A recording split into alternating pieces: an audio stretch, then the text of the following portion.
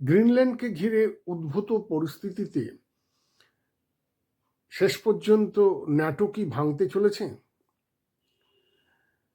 ডেনমার্কের স্বায়ত্তশাসিত গ্রিনল্যান্ড দখলে আমেরিকা যেভাবে মরিয়া হয়ে উঠেছে তাতে এই আশঙ্কাই ঘনীভূত হচ্ছে। ডেনমার্ক আমেরিকার এই মনোভাবের তীব্র বিরোধিতা করেছে। বিরোধ মেটাতে ডেনমার্ক ও গ্রিনল্যান্ডের কর্তারা বৈঠকে বসেছিলেন আমেরিকার ভাইস প্রেসিডেন্ট জেডি ভান্স এবং বিদেশ সচিব মার্কো রুবিওর সঙ্গে। কিন্তু সেই বৈঠকে সমাধান মেলেনি। একটি যৌথ ওয়ার্কিং গ্রুপ তৈরি করা হয়েছে। আমেরিকার প্রেসিডেন্ট ডোনাল্ড ট্রাম্প জানিয়েছেন, গ্রিনল্যান্ড দখলে না নিতে পারলে রাশিয়া ও চীন দখল করে নিতে পারে।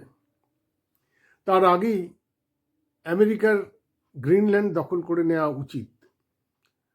ডেনমার্ক সহ ন্যাটোভুক্ত আরও কয়েকটি দেশ ক্ষুব্ধ হয়েছে।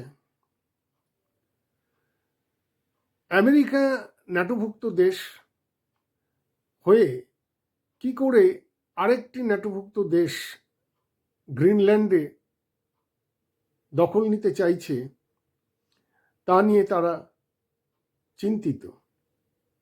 ইতিমধ্যে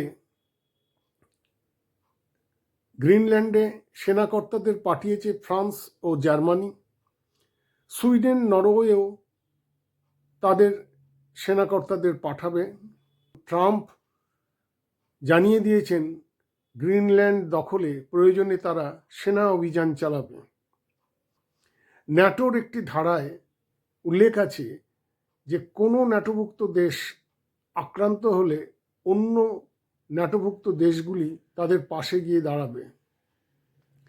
ফ্রান্স, জার্মানি সহ কয়েকটি ন্যাটোভুক্ত দেশ এই ধারার প্রতি সম্মান জানিয়েই গ্রিনল্যান্ডে সেনা পাঠাচ্ছে, আর তাতে ন্যাটো ভেঙে যেতে পারে। ট্রাম্প আগেই জানিয়েছেন যে গ্রিনল্যান্ড দখল করতে তারা সচেষ্ট। এজন্য যদি ন্যাটো ভেঙেও যায় তাদের কিছু আসে যায় না। ফলে ন্যাটোর অস্তিত্ব থাকবে কি না তা ভবিষ্যতেই জানা যাবে।